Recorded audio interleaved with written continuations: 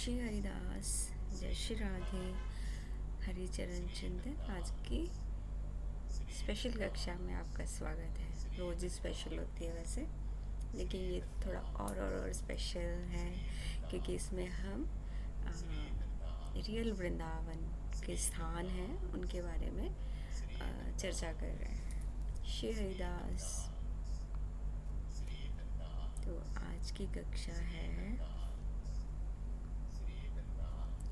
शेषी तटिया स्थान। स्वामी जी कौन है, श्री हरिदास जी कौन है और हरिदासी संप्रदाय क्या है। हम मोस्टली सोशल मीडिया के थ्रू आजकल जो तटीय स्थान के बारे में सब लोग बहुत अवेयर हो रहे हैं, लेकिन उसके साथ साथ जो भी सुनने को आ रहा है या जो भी श्री जी की कृपा से, श्री हरिदास की कृपा से, महाराज स्वामी जी की कृपा से, मुझ में इतनी योग्यता नहीं है, लेकिन जो मुझसे पूछा है उसके लिए हमने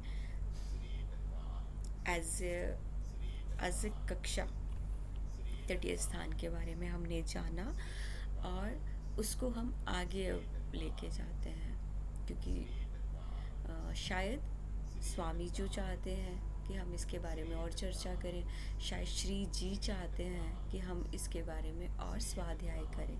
मेरा भी स्वाध्याय होगा और कक्षा भी होगी और हम जानने की कोशिश भी करेंगे, क्योंकि मतलब रियल संतों के बारे में स्वाध्याय करना, उनकी नामावली का गुणगान करना और शुद्ध भक्तों के नाम को स्मरण करना, ये भी बहुत बड़ा एक भक्ति का पार्ट है।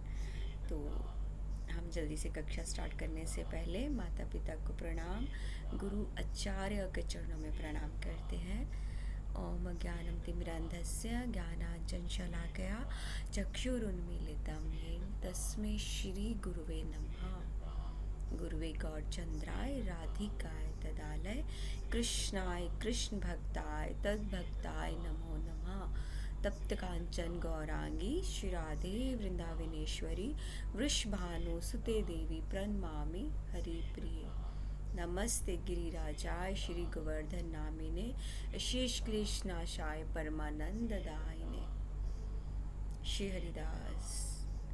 मेरी वाणी से कुछ अपराध बने तो मुझे क्षमा कर दीजिएगा, इसलिए मैं पहले ही आपसे क्षमा चाहती हूँ। वांछा कल्पतरुभ्यश्च कृपा सिंधु भैव पतितानां पावनेभ्यो वैष्णवेभ्यो नमो नमः। हरिचरण चिंतन कक्षा में आज की कक्षा स्वामी जी कौन है, श्री हरिदास जी कौन है और ये हरिदासी संप्रदाय क्या है, स्वामी जी का प्राकट्य कैसे हुआ और स्वामी हरिदास स्वामी जी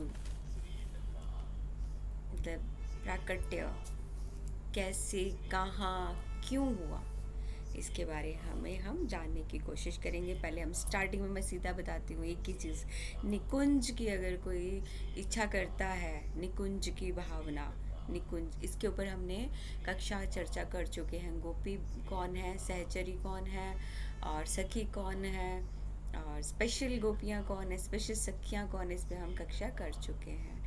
तो हम निकुंज की चाबी किसके पास है, निकुंज की जिसको चाहत है उसको कहाँ जाना पड़ेगा, ललिता जी के पास। निकुंज विलासिनी श्री ललिता सखी की जय।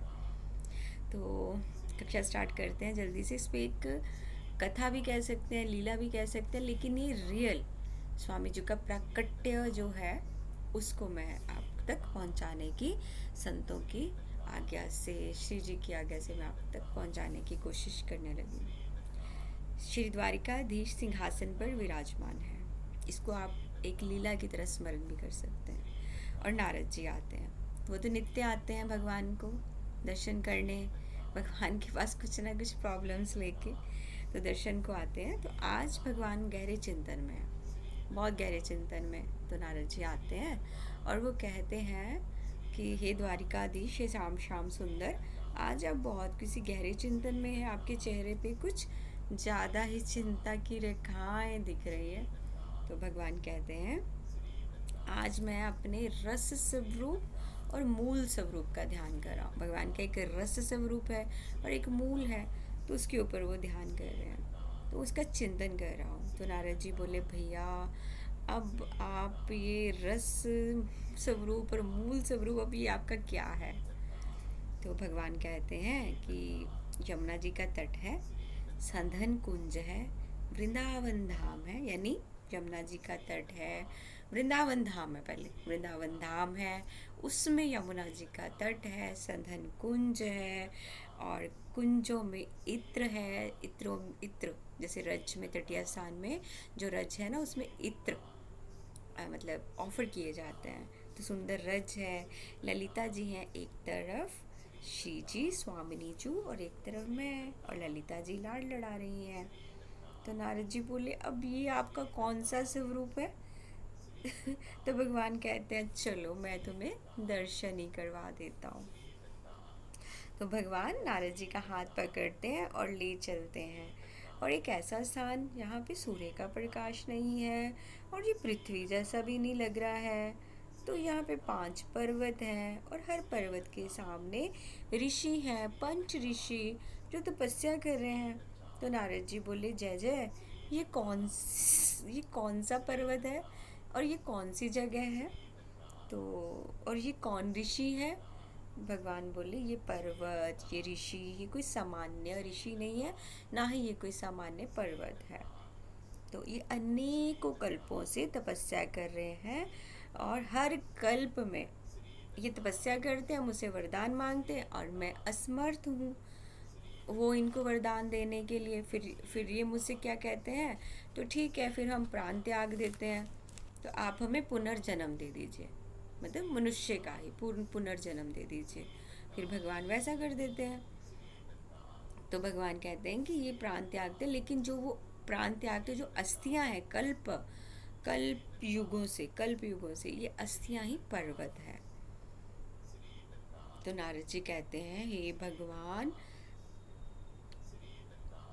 ऐसी कौन सी वस्तु है जो आप नहीं, स्वयं भगवान नहीं दे पा रहे, तो जो इनके विचारों के इतने जन्म बीत गए हैं, ऐसा क्या है? तो ठाकुर जी कहते हैं, हर बार तपस्या करते हैं, मैं तो प्रकट होता हूँ, मैं तो वरदान के लिए भी कहता हूँ, तो लेकिन ये मांगते मुझसे कुछ और है जो मैं दे नहीं पाता। तो नारद जी कहते हैं, कृपा करके जय जय, मुझे बताइए कि ऐसी क्या वस्तु है? तो भगवान कहते हैं, वस्तु नहीं है, वो निवृत्त निकुंज का दर्शन चाहते हैं, और निवृत्त निकुंज की जो रसो उपासना है उसका चिंतन करना चाहते हैं। लेकिन ये तो इम्पॉसिबल है। तो फिर मैं उनको क्या बोलता हूँ, फिर वो बोलते हैं कि ये, मैं बोलता हूँ कि ये तो ये वो मांगते निवृत्त निकुंज का दर्शन और उपासना। तो मैं उनको बोलता हूँ, मैं तो असमर्थ हूँ। तो फिर वो पुनर्जन्म मांगते हैं, और उसी टाइम वो शरीर त्याग कर देते हैं, और वो उनकी अस्थियों का ये पर्वत बन चुका है। तो नारद जी बहुत परेशान होते हैं और कहते हैं, तो दे दीजिए ना भगवान, आप क्यों नहीं दे रहे हो? तो भगवान कहते हैं, उसके 2 कारण हैं जिसके कारण ये निकुंज उपासना में प्रवेश नहीं कर पा रहे हैं। तो नारद जी पूछते हैं, क्या? तो भगवान कहते हैं, पहला, फर्स्ट, इनमें अभिमान है। देखा, अभिमान। कल हमने तटीय स्थान के बारे में यही बात की थी ना, जैसे तटीय स्थान का गेट है, जो भी सोशल मीडिया पे आपने दर्शन किया है, गेट है, उसमें हमारे 2 ही पैर है ना, 4 जने, जब एक पैर को हम आगे रखते हैं, दूसरा पैर पीछे है, तो कोशिश करें यहीं पे घमंड छोड़ दें, हम क्या हैं, हम बहुत बड़े कोई वो है, ये है, ऐसा है, तो उसको बाहर छोड़ दें, उस पद को वहाँ छोड़ दें कि मेरे साथ 4 बॉडीगार्ड चल रहे हैं, वहाँ छोड़ दीजिए। फिर आप इस रस के में, उपासना में अंदर जा सकते हैं।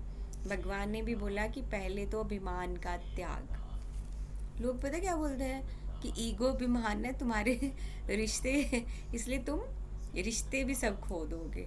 लेकिन जो रिश्तों में कोई इज्जत नहीं, कोई वैल्यू नहीं, कोई कुछ नहीं, जो संसारिक रिश्ते हैं, तो उसमें इंसान क्या करेगा? उससे तो भगवान से प्रार्थना करेगा ना, हे प्रभु, अच्छा किया आपने ये मुझसे दूर की ताकि मैं आपकी भक्ति में आ सकूं।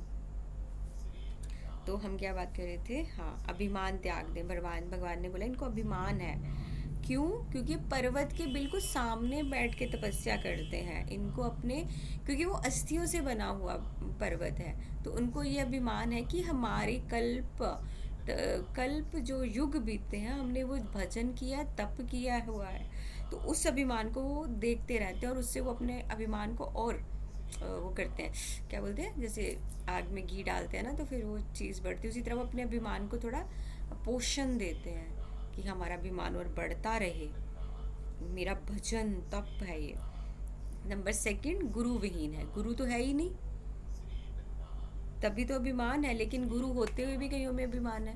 वो अपने गुरु को दर्शन को ही नहीं चाहते, सबसे पहली बात, क्योंकि गुरु के पास जाएंगे वो सिर झुकाना पड़ेगा, अभिमान टूटेगा। क्योंकि उनको गुरु के पास जाने के लिए भी गुरु से भी प्रेज चाहिए। अगर गुरु ने गलत बोल दिया तो उनका ईगो वो टूट जाएगा, कि जो लोगों से ईगो मिल रहा है कि तुम तो भाई बहुत बड़े वो मंडलेश्वर फलाना ढमका क्या हो तुम, तुम्हारे पाँव में दुनिया झुकती है। अब गुरु के पाँव में तो वो झुक नहीं सकते, वो अभिमान चढ़ चुका है। तो नारद जी ने फिर बोला कि मुझे ना जय जय आप विस्तार से बताओ कि ये पंच ऋषि है कौन, और ये इतने कल्प से, इतने कल्प युगों से क्यों तपस्या कर रहे हैं, निर्वृत्त निकुंज के लिए कर रहे हैं, तो लेकिन क्यों नहीं मिला, इनको क्यों पाना है, ये पंच ऋषि कौन है। तो भगवान बताते हैं ये हमारी ही कृष्ण लीला के समय गोपियां हैं, लेकिन सामान्य गोपियां। सामान्य गोपियां, एक गोपियां हैं, एक सखियां हैं। ये कक्षा हो चुकी है, आप उसको सुन सकते हो, उस गोपियां सखियां सब। सामान्य गोपी कौन? जिन्होंने विरहा विरहा फील किया, जो कृष्ण को मतलब पाना चाहते थे, उनका आलिंगन प्रेम ऐसे। तो सखियां, एक सखियां जो अंतरंग लीला में रहती हैं। जैसे सखियां कौन? ललिता सखी, विशाखा सखी, वो तो ऐसे ललिता जी पुकारेंगे तो श्याम सुंदर हाजिर, विशाखा सखी पुकारेंगे तो श्याम सुंदर हाजिर। लेकिन ये जो सामान्य गोपियां हैं ना, ये विरहा, ये गोपी गीत इन्होंने ही गाया है। गोपी गीत इन्होंने ही गा के प्रार्थना की है। और किशोरी जी से ये हमेशा मतलब यही प्रार्थना करती हैं। इनको क्या, पीड़ा वाली गोपियाँ प्रार्थना करती हैं किसके लिए? निकुंज वास के लिए। इन गोपियों के 5 भाव, जैसे हम मतलब सब में है, पंच तत्व से बना ये शरीर है ना, रूप स्पर्श गंध शब्द रस, इसमें तो इनमें वो पीड़ा वाली गोपियों में है। तो इनका भाव क्या है? इनका भाव क्या है? कृष्ण को टच करना, कृष्ण का आलिंगन प्रेम, उनका अध्रामृत का पान करना। और यही भाव जो है नारद जी, पंच ऋषि हैं, वो गोपियों के अंदर, असंख्य गोपियों के अंदर ये जो भाव है वो पंच ऋषि बने। पंच इंद्रियां ही पंच ऋषि हैं। बाद में इन्होंने कल्प युगों तक तपस्या की निकुंज वास के, निकुंज दर्शन के लिए और रसोपासना के लिए, उस रस की उपासना के लिए। तो उनको मतलब फिर वो पर्वत बन गई, फिर नेक्स्ट जन्म ऐसे करके वो भी चलता ही चल रहा है। कितना विरह सहन किया गोपियों ने। आपको गोपी गीत जब गाते हैं जायती तेती का मतलब उसी में पता चल जाता है। गोपी गीत पे भी हमारी कक्षा हुई है। और हम लोग क्या करते हैं? वृंदावन आए, मुंह पर राधे राधे छपवाया, गोपी ड्रेस पहन लो, सेल्फी ले लो, वीडियो बना लो, और क्या बोलेंगे हम? निकुंज मिल जाएगा। अब आप इसको सुनिए, निकुंज के लिए गोपियों ने कितने जीवन अपने किए हैं। कृष्ण लीला कब हो गई उसके बाद भी कल्प युगों तक वो चलता रहा, फिर भी उनको निकुंज का दर्शन नहीं मिला। असंख्य गोपियाँ, उनका जो पंच तत्व ही तपस्या, कितना विरह, कितना दुख सहा गोपियों ने। गोपी जैसे सब आके गोपी ड्रेस पहनते हैं और बोलते हैं नहीं हमने तो वो ना गोपी ड्रेस लेके पहन ली। आसान नहीं है गोपी भाव आना, उसके लिए बहुत भजन तप तपस्या, फिर भी नहीं आएगा, उसके लिए बहुत कुछ है। हम क्या सोचते हैं, मतलब हम सोचते थे कि कान्हा कहीं कुंजन में होगा, अभी तो मिलन का हमने सुख नहीं भोगा। मेरा गला अच्छा नहीं है, लेकिन यहाँ पे ये आ रहा था सॉन्ग, मतलब वो भजन इंद्रेश जी ने जो गाया है, मेरा फेवरेट है। तो कि हम लोग सोचते हैं कि कान्हा तो यहीं, गोपियाँ ये सोचते ना यहीं कहीं होगा, लेकिन उस मिलन के सुख के लिए गोपियाँ, जो पीड़ा वाली गोपियाँ हैं, उस मिलन के सुख के लिए उन्होंने उस प्रेम की परिभाषा को ऐसे बांधा कि आशा भी रखी, संकल्प भी रखा कि हम कृष्ण को प्राप्त करेंगे और निकुंज का दर्शन करेंगे ही करेंगे। तो उन असंख्य गोपियों की जो पंच तत्व, पंच इंद्रियां, उन्होंने इकट्ठा होके वो पर्वत बने, तपस्या की। वो ऋषि जो थे वो वही इंद्रियां थी। तो भगवान ने बोला, हे नारद जी, सब गोपिकाओं का पंच भाव यही था, जो मतलब मेरा संकल्प किया उन्होंने मेरे प्रति, और कि कृष्ण को प्राप्त करना है, यही तपस्या की। तो नारद जी कंफ्यूज हो गए। उन्होंने बोला, मैं थोड़ी देर और रुका तो जय जय मैं बेहोश हो जाऊंगा। इससे पहले मतलब हम तो जिस स्थान पे आप होते हैं हम वहाँ आते हैं, मैं वहाँ आता हूँ, दर्शन करता हूँ, हमारे लिए तो वही स्थान बहुत ऊपर है, बहुत पवित्र है, बहुत उच्च है। आज पता चला कि इसके ऊपर भी कोई निकुंज है। अब ये निकुंज क्या है मुझे तो समझ नहीं है। तो भगवान, तो फिर भगवान को प्रे करते हैं, भगवान आप दे दो ना जो भी निकुंज है, दे दीजिए इनको। तो भगवान कहते हैं, जिस दिन ये मतलब गुरु की शरण में गुरु आश्रित हो जाएंगे तो तब मैं इनको मिल जाऊंगा। तो नारद जी कहते, अब क्या पता कब मिले इनको गुरु, कब ये अभिमान रहित तो होंगी, कब ये भजन करेंगी, कब इनको फिर गुरु मिलेंगे, आप दे दीजिए। तो भगवान कहते हैं, तो मैं तुम्हें क्यों लाया हूँ यहाँ पे, चलो इनको दीक्षा दो। तो नारद जी कहते, मतलब हाँ, इनको दीक्षा दो तभी तो ये निकुंज निकुंज का दर्शन करेंगे। तो नारद जी कहते हैं, मैं कैसे दीक्षा दे सकता हूँ, मुझे तो निकुंज का कुछ आता नहीं, पता नहीं, मैंने खुद निकुंज का दर्शन नहीं किया। तो भगवान कहते हैं, आप दिन रात भजन करते हैं, आप दिन रात मेरे स्मरण में रहते हैं, हर टाइम मेरा स्मरण करते हैं, आपसे श्रेष्ठ कोई भक्त नहीं है, और निकुंज में सर्वप्रथम सबसे पहले आपका ही प्रवेश है। तो नारद जी कहते हैं, ठीक है जैसे आप बोलते हो, तो लेकिन मुझे तो पता ही नहीं, अब मैं इनका गुरु बनने जा रहा हूँ, अब दीक्षा क्या दूँ। तो भगवान कहते हैं, गोपाल मंत्र। इसीलिए गोपाल मंत्र की बहुत बहुत महत्व है। गोपाल मंत्र कहते हैं कि गोपाल मंत्र का चैंटिंग करने से निकुंज में प्रवेश मिलता है। इसी ये लीला नहीं है, ये कुछ लीला तो है लेकिन ये सच है। स्वामी हरिदास जी का प्राकट्य ये सब उसी का ही है, आगे चल के आपको पता चलेगा। गोपाल मंत्र चैंट करने से निकुंज में वास मिलता है, चाहे दर्शन मिले, निकुंज का दर्शन मिलता है। तो गोपाल मंत्र की उनको दीक्षा दी। तो भगवान ने बोला कि अभी तुम्हें ये गुरु से तुमने दीक्षा लिया है, लेकिन अभी तुम्हारी तपस्या पूर्ण नहीं। देखिए गोपियों को कितना विरह मिला, फिर भी कितने कल्प युगों के बाद पंच ऋषि ये वो, उसके बाद भी भगवान ने फिर बोला कि अभी तपस्या पूर्ण नहीं हुई है, अब ये जो मंत्र मिला है गोपाल मंत्र, इसका पुरुषायन करना है। पुरुषायन मीन एक पुरुषायन में 25 लाख मंत्र हो, मतलब 25 लाख चैंट करना होता है मंत्रों का, फिर तपस्या पूरी होगी। तो पंच ऋषियों ने फिर वही किया, उन्होंने पुरुषायन किया। जैसे उनका पुरुषायन कंप्लीट हुआ तो एक दिव्य तेज प्रकट हुआ। उस दिव्य तेज से निकुंज विलासिनी श्री ललिता सखी प्रकट हुई।